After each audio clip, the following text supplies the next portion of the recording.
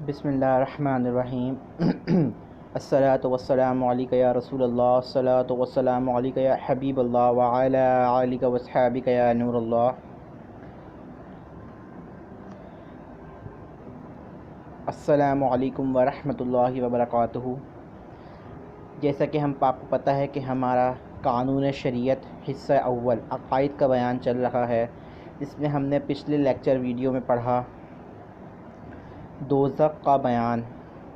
اب ہم اس میں پڑھیں گے ایمان و کفر کا بیان، کہ ایمان کیا ہے اور کفر کیا ہے۔ ایمان کیا ہے؟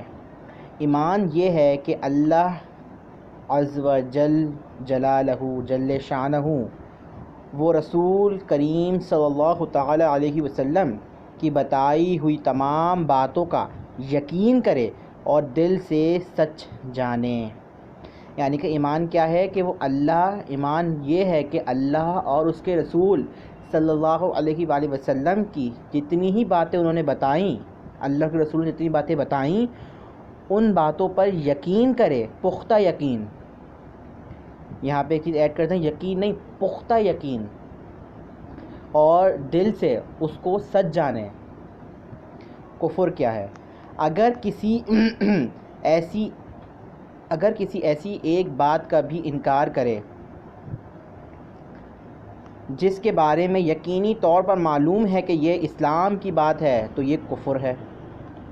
جیسے قیامت، فرشتے، جنت، دوزخ، حساب کو نہ ماننا، یا نماز، روزہ، حج، زکوٰۃ کو فرض نہ جاننا، قرآن کو اللہ تعالیٰ کا کلام نہ سمجھنا، کعبہ، قرآن یا کسی نبی یا فرشتے کی توہین کرنی، یا کسی سنت کو حلقہ بتانا، شریعت کے حکم کا مذاق اڑانا، اور ایسے ہی اسلام کی کسی معلوم و مشہور بات کا انکار کرنا یا اس میں شک کرنا یقیناً کفر ہے۔ مسلمان ہونے کے لیے ایمان و اعتقاد کے ساتھ اقرار بھی ضروری ہے۔ یعنی کہ ایمان اور عقائد کے ساتھ جو ہے زبان سے، اس کا دل اور زبان سے اقرار کرنا بھی ضروری ہے، جب تک کوئی مجبوری نہ ہو۔ مثلاً منہ سے بولی نہیں نکلتی، یعنی کہ باتیں نہیں نکلتی، حرف نہیں نکلتے، یا زبان سے کہنے میں جان جاتی ہے، یا کوئی عضو کا کٹنا، یعنی کہ عضو کسی بھی اعضاء کا کاٹنا جاتا ہے، یعنی کہ عضو کاٹا جاتا ہے، یعنی کہ عضو کا کاٹا جاتا ہے، یعنی کہ آپ کو کوئی دھمکی دیتا ہے کہ اگر تم یہ بات کرو گے، اگر تم نے اسلام کے خلاف بات نہ کری تو ہم تمہارا کوئی عضو، کوئی اعضاء کو کاٹ دیں گے۔ تو اس وقت زبان سے اقرار کرنا ضروری نہیں، بلکہ صرف زبان سے خلاف اسلام بات بھی جان بچانے کے لیے کہہ سکتا ہے، لیکن نہ کہنا ہی اچھا ہے اور اجر و ثواب زیادہ ہے۔ کیونکہ اگر وہ اس حالت میں مر گیا کہ اس کے دشمن اس سے کہہ رہے تھے کہ تم اسلام کے خلاف بولو، مگر اس نے اسلام کے حق میں بولا، تو وہ جو مرے گا اس کو شہید کا رتبہ ملے گا۔ اس کے سوا جب کبھی زبان سے کلمہ کفر نکلے گا، کافر سمجھا جائے گا، اگرچہ یہ کہے کہ خالی زبان سے کہا، دل سے نہیں۔ اسی طرح دو باتیں جو کفر کی نشانی ہیں، جب ان کو کرے گا کافر سمجھا جائے گا، جیسے جنیوں کہتے ہیں ایک مخصوص دھاگا جسے کفار مقدس جان کر گلے یا بغل میں باندھتے تھے۔ ڈالنا، چٹیا رکھنا، جو اکثر لوگ جو ہوتے ہیں کہتے ہیں ہم نے جو ہے حضور کی معاذ اللہ ثم معاذ اللہ حضور کی سنت رکھی ہے، زلفیں رکھی ہیں، اور ان کی زلفیں اتنی لمبی جاتی ہیں کہ ان کو چٹیاں باندھنی پڑتی ہے، تو یہ بھی کفر ہے۔ جو دھاگا جو باندھتے ہیں، کلائی پہ جو دھاگا باندھتے ہیں، یا کندھے پہ باندھتے، یعنی کہ بازو پہ باندھتے ہیں، یا پیٹ پہ باندھتے ہیں، تو یہ گلے میں باندھتے ہیں، دھاگا آج کل ہم باندھتے ہیں، یہ سب بھی مکروہ ہے، یہ سب بھی کفر ہے، یہ سب بھی کفر ہے، حرام ہے، یہ نہیں چیزیں پہننی چاہیے۔ سلیب لٹکانا، سلیب بھی ہوتا ہے، سلیب بھی لٹکانا، یہ سب چیزیں جو ہوتی ہیں یہ سب جو ہے اسلام، اگر یہ 3 چیزیں ہوں گی تو وہ دائرہ اسلام سے خارج ہو جائے گا۔ کتنی بات سے آدمی مسلمان ہوتا ہے؟ مسلمان ہونے کے لیے اتنا کافی ہے کہ صرف دین اسلام ہی کو سچا مذہب مانے اور کسی ضروری دینی کا منکر نہ ہو، یعنی کہ کوئی جو ضروریات دین ہے اس کا منکر نہ ہو، اور ضروریات دین سے کسی ضروری دینی کے خلاف عقیدہ نہ رکھتا ہو، اگرچہ تمام ضروریات دین کا اس کو علم نہ ہو، لہذا بلکہ لٹھا نگوار جاہل کہتے ہیں جو اسلام اور پیغمبر اسلام صلی اللہ علیہ وسلم کو حق مانے اور اسلامی عقیدوں کے خلاف کوئی عقیدہ نہ رکھے، چاہے کلمہ بھی صحیح نہ پڑھ سکتا ہو، وہ مسلمان ہے، مومن ہے، کافر نہیں۔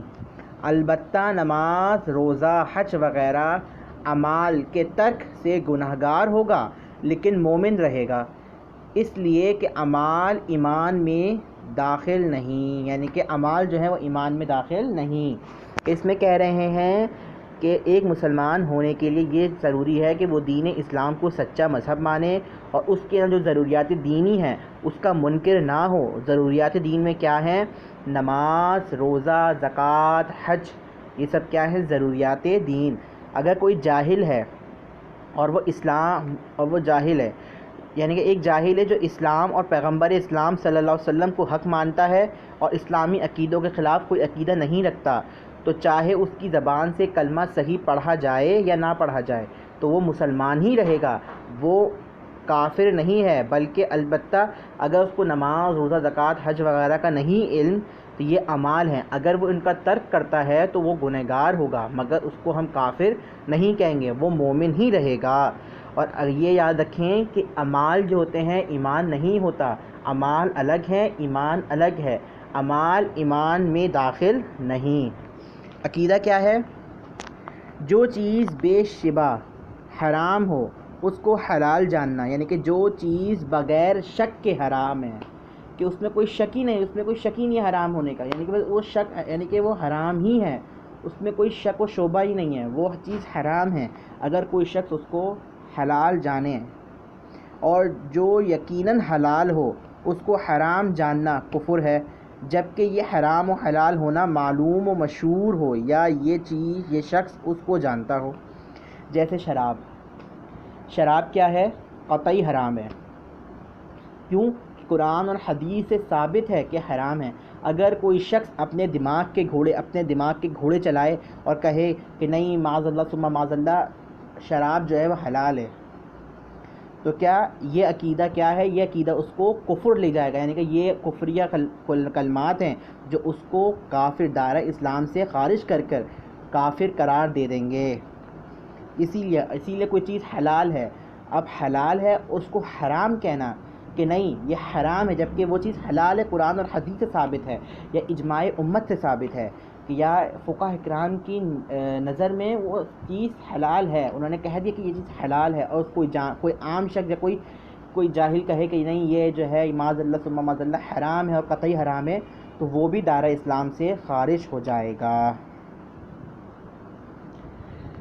اللہ تعالیٰ سے دعا ہے کہ اللہ تعالیٰ ہمیں بد مذہبوں، بد دینوں سے محفوظ رکھے، جو بدعت اور شرک کرتے ہیں، اللہ تعالیٰ ان لوگوں سے ہمیں محفوظ رکھے اور ہمیں صحیح عقائد، جو عقائد اہل سنت پر عمل کرنے کی اور اس پہ چلنے کی، اور وقت جب موت آئے تو اسی ایمان اور اسی عقائد کے اوپر آئے۔ اللہ تعالیٰ سے دعا ہے کہ اللہ تعالیٰ ہم سب پر اپنا کرم فرمائے۔ ویسے بھی آج کل کرونا کی وبا پھیلی ہوئی ہے، تو اللہ تعالیٰ سے دعا ہے کہ اللہ تعالیٰ ہمیں اس کرونا کی وبا سے محفوظ اور نجات فرمائے۔ آمین ثم آمین یا رب العالمین، والصلاۃ والسلام علی سید الانبیاء والمرسلین۔